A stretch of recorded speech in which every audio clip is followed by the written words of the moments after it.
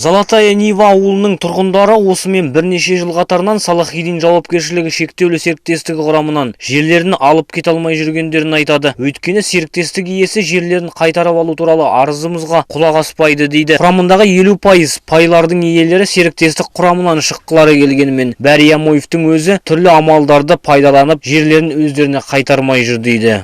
200 с лишним гектар земли, вот мы хотим ее забрать.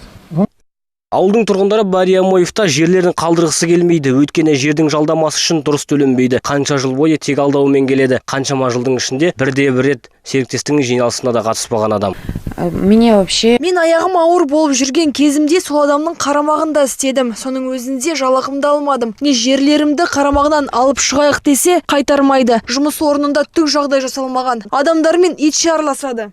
Салахидин серіктестігінің басшысы Бәрия Моевтің тұрғындардың өздеріне тиесілі жер телімдерін қайтармай жүргендігін бірнеше ауыл тұрғындары да растады. Тіпті прокуратураға арызданғанымен одан түк шықпады дейді. Жергілікті халықтың сөзіне сенсек, серіктестік құрамында істейтін қызметкерлердің көбі жөнді жалақы да алмайды екен. Оның үстіне маған қарсы бір сөз айтсаң, оңдырмаймын деп қорқытып ұстайтын көрінеді. Я могу сказать, вот, правильно, я уже сколько лет бьюсь, но я все один. боятся, потому что мы здесь Все живем, ждут. мы боимся. Вот я вам Например, говорил. я одна живу с матерью со старой 92 года бабушки.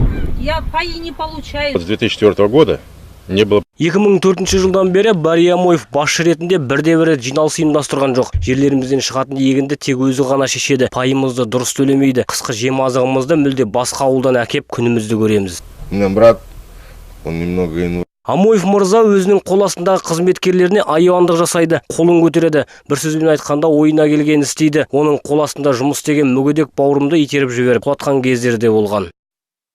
Бәрия Моевтің өзімен кездесу мүмкін болмады. Тек қорғаушыларының ғана түсініктеме беруін қалаған кәсіпкер ешкім оларды қысып ұстап отырған жоқ деген сөзінен айнымады. Ал қорғаушылардың сөзінше бүгінгі күнге дейін бірде-бір адам пайларын аламын деген өтініштерімен келмегенге ұқсайды. В установленном законом порядке. Заңнамада берілген ереже бойынша серіктестік құрамында жер бар адам егістік науқаны кезінде ғана жерін алып, басқа серіктестікке тапсыра алмайды. Ал жерін алып кеткісі келетін адам бізге неге келмейді? Оларды күшпен ұстап отырған ешкім жоқ қой.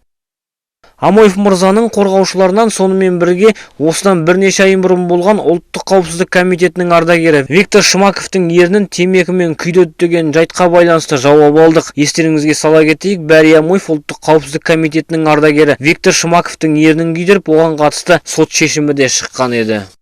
Значит, как метил в глаз, но я так уклонился. Ол темекісімен менің көзімді көздеген еді, бірақ мен артқа қарай адым аттап үлгердім. Нәтижесінде жанып тұрған темекіні ернімнің үстіне басты. Енді кінәсін мойындамай отыр. Ну, мы указывали, и мы, собственно, Шмаковтың ернін күйдіргені туралы бірде-бір бейне жазба, бірде-бір куәгер болған жоқ. Сондықтан соттың шешімімен келіспейміз. Ары қарай бұл істі басқа облысқа қарау туралы өтініш жаздық. Бәрия Моевтің ұлы Юсуп Амоевтан да соққы жеп қатыгездігіне көзі жеткендері де бар болып шықты. Оларда ұлы Юсуптың бірнеше рет себепсіз қатты соққының астына алатынын айтады. Әсіресе қол астындағы жұмысшыларына айуандық жасайды деп отыр. Смотрю, идет он, сын мой. Бір күні ұлым аяғын зорға басып келе жатқанын байқадым. Үйден жүгіріп шығып сұрасам, Юсуп Амоев өзі қожалық ететін автотұраққа келіп, еш себепсіз аяғынан шалып соққыға жыққан. Баламнан себебін сұрасам, менің оған қақпа есігін ашқаным ұнамаған деп жауап берді. Ол адамды адам санамайды. Мал бағып жүрген кезде аяғымнан аты, баласы Юсуп еді. Ойына келгенін жасайды. Абырой болғанда аттың үстінде болып қашып құтылдым. Ал мені өлтіріп алса не болатын еді? Менің 7 балам бар. Неге олардың бұл ісі жауапсыз қала береді? Ал журналист Зәуре Жұмалиевадағы тілшілік қызметі барысында оның атына да осыдан бірнеше жыл бұрын ауыл тұрғындарының Амоевқа қатысты шағымдары түскенін айтады. Сол кезде де бірнеше адам жерлерін ала алмай жүрген екен. Бәрия Моев сол сынды бір түсірілім кезінде журналистердің камерасын сындырған. Бір сөзбен айтқанда үнемі басы даудан арылмай жүретін адам дейді. Обратились с жалобой жители села Золотая Нива. Мен осыдан бірнеше жыл бұрын тілшілік қызметіммен ауыл тұрғындарының шағымы бойынша Бәрі Амоевты пай иелері өз жерлерін әкете алмауы туралы репортаж жасаған едім.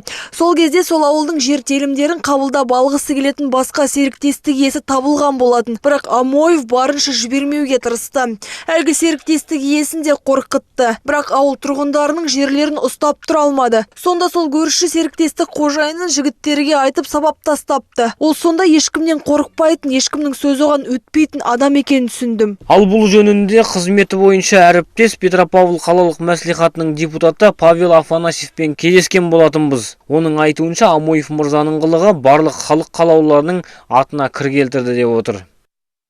Конечно, вот эта ситуация вокруг Бәрі Амоева, которая сложилась в нашей области, она... Бұл жерде мәслихат депутаттары тарапынан этикалық комиссия отырысы сынды өткізіліп талқылануы керек еді. Ал ондай бізде жоқ. Сонымен бірге заң бойынша тек әкімшілік жаза қолданылса, депутат мандатын сақтап қала береді. Оның үстіне ешкім депутаттығын босату туралы қаулы да бере алмайды. Ал егер қылмыстық іс болса, депутаттығын тоқтатуы тиіс. Біздің білуімізше ұлттық қауіпсіздік комитеті ардагерімен болған сот ісінде оған қатысты қылмыстық жаза қолданылған болатын. Бірақ әлі күнге дейін оның депутаттық мандаты сақталып қалған. Ал депутат мырзаның ауылдастары да оның қалайша халық қалаулысы болып таңданып шыққанына сеніммен қарайды. Дегенмен шеткейдегі ауыл тұрғындары жоғарыдағы басшылар мұндай бассыздыққа араша түссе екен дейді.